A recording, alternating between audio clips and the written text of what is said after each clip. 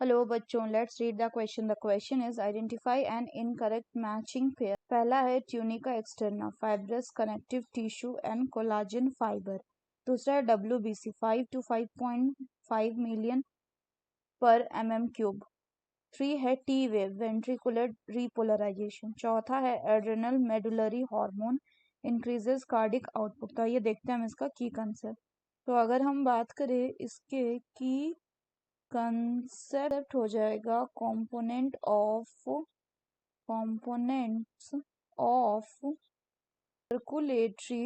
Circulatory.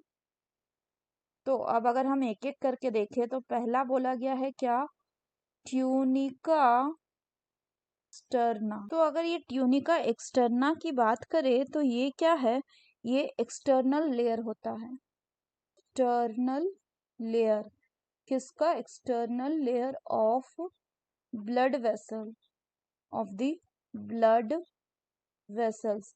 और ये किसका बना हुआ होता है, which is made up of fibrous connective tissue, fibrous connective and collagen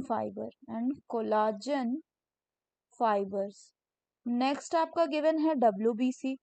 तो अगर हम बात करें WBC की, तो WBC एक ब्लड का फॉर्म्ड एलिमेंट है, फॉर्म्ड एलिमेंट ऑफ ब्लड। और इसको हम क्या कहेंगे, it is also called as the white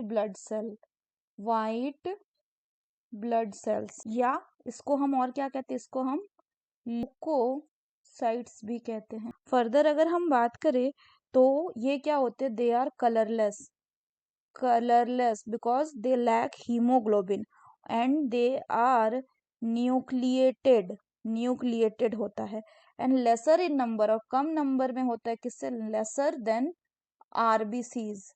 ये डिफरेंट टाइप के होते हैं और इनका डिफरेंट क्या होता है, फंक्शंस होते हैं।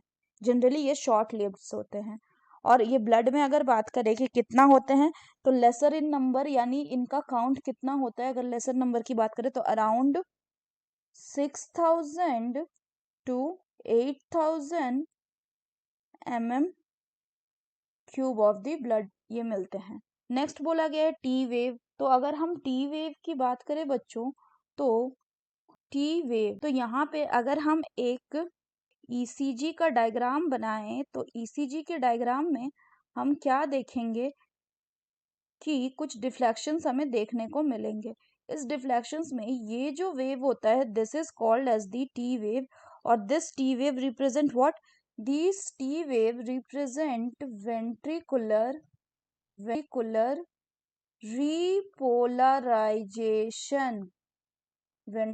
रीपोलराइजेशन। यानी कि अगर बात करें तो इस टाइम पे आपका जो वेंट्रिकल है, they return from the excited to the normal state. So in this case the ventricles return to the normal state from the excited state. तो ये टी वेव रिप्रेजेंट कर रहा है किसको, वेंट्रिकुलर रीपोलराइजेशन। अदर वर्ड में कहें तो ये जो आपका वेंट्रिकुलर रीपोलराइजेशन है, ये क्या करता है, this T wave marks the end of systole मतलब कॉन्ट्रैक्शन।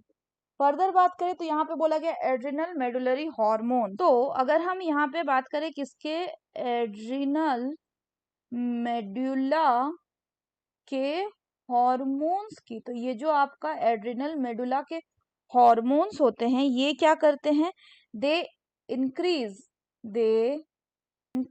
दी कार्डियक आउटपुट, ये कार्डियक आउटपुट को बढ़ा देते हैं, कार्डियक आउटपुट। तो अगर हम क्वेश्चन की बात करें, क्वेश्चन में पहला बोल रहा है ट्यूनिका एक्सटर्ना, ये क्या है, एक्सटर्नल लेयर है ब्लड वेसल का जो बना हुआ होता है fibrous connective tissue and collagen fibre का, यानी पहला जो ये करेक्ट है। दूसरा है WBC 5 to 5.5 मिलियन पर mm³ होता है, तो ये गलत है, ये कितना होता है, 6,000 to 8,000 पर mm³। नेक्स्ट बोला गया टी वेव, ये वेंट्रिकुलर रिपोलराइजेशन को रिप्रेजेंट करता है। तो अभी हमने देखा कि ये वेंट्रिकुलर रिपोलराइजेशन को रिप्रेजेंट करता है किसमें, इन एन ईसीजी। नेक्स्ट बोला गया एड्रेनली मेडुला हार्मोन जो ये इंक्रीज करता है कार्डिक आउटपुट को, तो ये भी सही है, लेकिन हमें बताना क्या, incorrect match. So the correct option will be option 2, that is WBC 5 to 5.5 million per mm. So that's all for the question बच्चों, hope you understood it well, best of luck.